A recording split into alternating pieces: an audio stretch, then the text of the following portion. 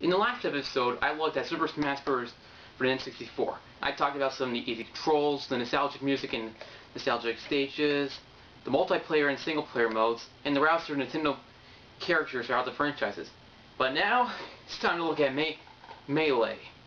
And I gotta say, I played this game so many times, I don't have much to say about it. Weird, I know, but it's just one of those games where you have to play it in order to believe it. And Melee is one of those games. I like this game. It's a great game to play and one of the best multiplayers I have ever owned. Let's pop into the GameCube and play some Melee.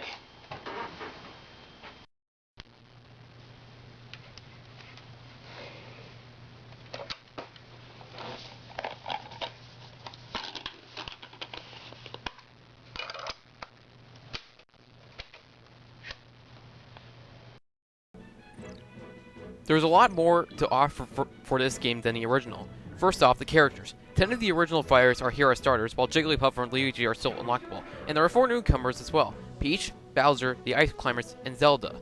The unlockable newcomers are Dr. Mario, Young Link, Ganondorf, Pichu, Falco, Mr. Game & Watch, Mewtwo, Marth, and Royo. This raises the roster up to 25 characters, which is both good and bad. The good about it has more characters to play with. The bad, however, most of the unlockable characters are clones. I mean, come on. Young Link is a clone to Link, Dr. Mario is the clone to Mario, Ganondorf is a clone to Captain Falcon. Who really came up with such a ridiculous idea to have clones in the game? So I have 25 characters to do, and all of them need four attacks. Oh, I got an idea. I'll make some of these characters have the same attacks. So Fox's attacks will be the same as Falco's. Captain Falcon's attacks will be the same as Ganondorf's. Pichu's attacks will be the same as Pikachu's. Marth's attacks will be the same as Roy's. And Dr. Mario's attacks will be the same as Mario's. Yes, that makes perfect sense. A new fighting mechanic in the game is a side special for the B button, but that's really not important.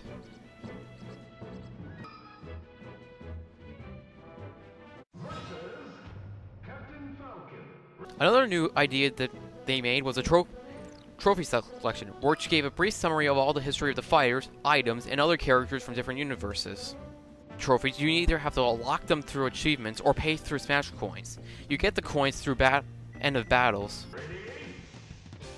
The arcade mode is still bland, but at least it has more variety than original, I can admit. Target Test turns back by popular demand, but boarded platforms were removed from the arcade mode and replaced with a stage that lets you collect trophies.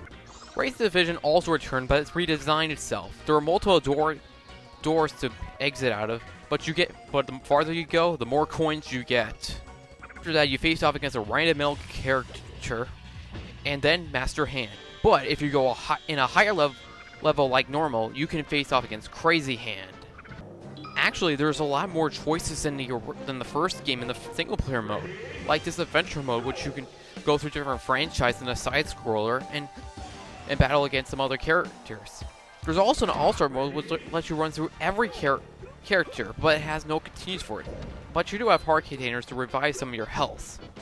There's a home run contest mode, which is pretty cool, multi-man melee, which has some different modes, but you still fight these wireframe guys regardless, and also an event mode, which has 51 stages, though I really can't seem to beat the final one with the steroid-powered up Giga Bowser, Mewtwo, and Ganondorf. Multiplayer mode also has a lot more variety than the original game. Aside from whole new stages, they brought back 3 of the original stages, the past stages. There's a tournament mode which can have up to 64 players in it, and some special modes in here like giant battles, stamina battles, and invisible battles. Melee received a lot of good game reviews from different websites, and is considered to be the best-selling game on the GameCube. But even though it is a good game and it's one of my favorites, it's not my only favorite. I have a lot of favorite games. Right here, we have Mega Man X Collection, a composition game of Mega Man X through 6, which is how I'm doing the Mega Man X reviews. Pokemon Heart Gold version, a remastered version of Pokemon Gold and Silver. Pokemon Black, Mario Kart DS. Both Pokemon Gold and Silver, which unfortunately I can't play them properly since the batteries are dead. Legend of Zelda: The Wind Waker, the Collector's Edition, which will feature some games on there, which I will review sometime later. Metroid Prime Trilogy, one of the a rare game I have in my collection. Super Mario Galaxy, The Legend of Zelda: Twilight Princess, and finally Brawl. But the next time I do my review, this will be the last current game for franchise. So tune in next time and see what my feeling for this game is. If I like it better than Melee, or is Melee the overall best of the franchise.